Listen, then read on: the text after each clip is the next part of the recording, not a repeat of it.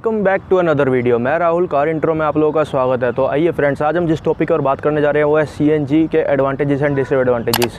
तो आइए अब हम वीडियो शुरू करते हैं। वीडियो के एडवांटेजेस की, फिर हम बात करेंगे डिसएडवांटेजेस की।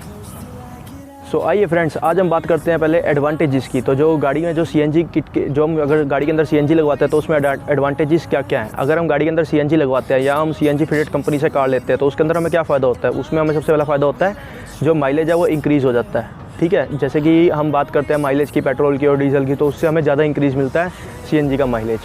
अगर हम इसके सेकंड पॉइंट की बात करते हैं, अगर हमारी रनिंग ज़्यादा है कार की, अगर हमारी रनिंग बहुत ज़्यादा है, सिटी राइड बहुत ज़्यादा है, तो फिर हमें सीएनजी प्रेफर करनी चाहिए। क्योंकि हमें अगर हम आज के हिसाब से देखें तो आज के टाइम के हिसाब से जो हमारा पेट्रोल प्लस डीजल का जो रेट चल रहा है तो उसके हिसाब से फिर हमें सीएनजी ही वारा खाती है। ठीक है, अगर हम इसमें थर्ड पॉइंट की बात करें, सीएनजी जो है वो इन्वायरमेंट फ्रेंडली गैस है। ठीक है, तो इससे पोल्यूशन भी थोड़ा कुछ हद तक फ़र्क पड़ता है। और फोर्थ पॉइंट की अगर हम बात करें, क्या हमें सीएनजी गवर्नमेंट रिकमेंड करती है, तो गाइज यस। क्योंकि जो आज के टाइम में जो मारुति सुजुकी से, जैसे कि हम वैगनर की बात करते हैं, जो गाड़ी आ रही है वैगनर वगैरह, इनके अंदर कंपनी फिटेड सीएनजी प्रोवाइड की जा रही है। आफ्टर मार्केट अगर हम सीएनजी फिट करा रहे हैं तो हमें एक ऑथराइज्ड डीलर से सीएनजी फिट करवानी चाहिए। क्योंकि ये सीएनजी जो है हर बंदे के बस की बात नहीं सीएनजी फिट करना।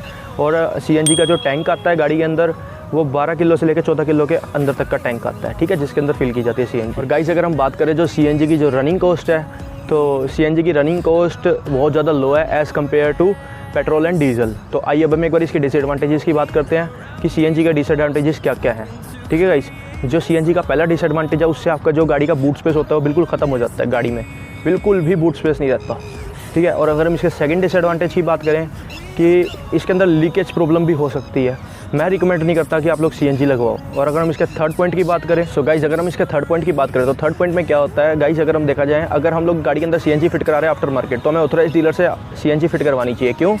क्योंकि ये हर बंदे के बस की बात नहीं होती सीएनजी फिट करना। और तीसरी बात, हम अगर इसके अंदर एक चीज़ और देखते हैं कि हम सीएनजी फिट करवाते हैं तो इसकी इंस्टॉलेशन जो फ़ीस होती है वो कोई 5-7 हज़ार रुपये नहीं होती, वो 35,000 से लेकर 50-60 हज़ार तक होती है।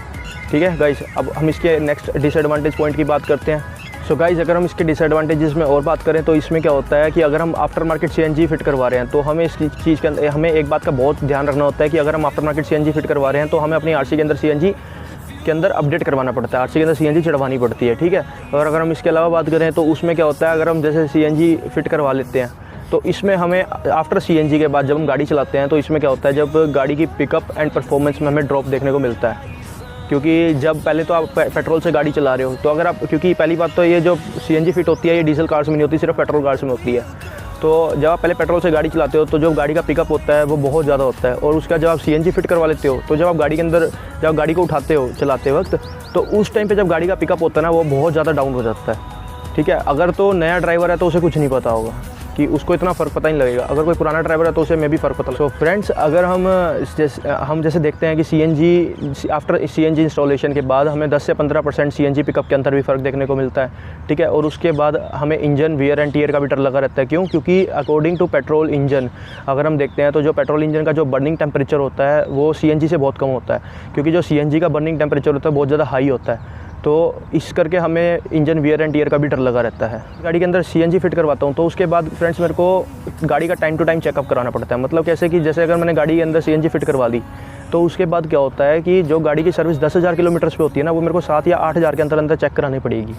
ठीक है, और इसके अलावा अगर हम देखते हैं कि गाड़ी का सबसे लास्ट डिसएडवांटेज की अगर हम बात करते हैं तो उसमें क्या होता है, अगर हम मेन डिसएडवांटेज की बात करें इसके अंदर क्या होता है कि हमें 12 से 14 किलो के बीच में गैस मिलती है। तो वो पर सिलेंडर के ऊपर बात होती है। तो अब हम बात करते हैं कि हम सीएनजी लगवा के, अब जैसे हम बात करते हैं कि अगर हम लोकल राइड कर ले, जैसे हम दिल्ली वगैरह में राइड कर रहे हैं तो उसमें हमें गैस स्टेशन ज़्यादा मिल जाते हैं सीएनजी के। ठीक है, गैस स्टेशन हमें इसमें ज़्यादा मिलते हैं। और अगर दिल्ली के अंदर, और अगर हम दिल्ली से बाहर जा रहे हैं या अदर कहीं पे भी जा रहे हैं तो उसमें क्या होता है कि हमारे पास लिमिटेड गैस होती है तो हमें पेट्रोल पे चलानी पड़ती है। क्योंकि हमारे पास ऑप्शन नहीं होता कि हम आगे जाके गैस फिल करा लेंगे।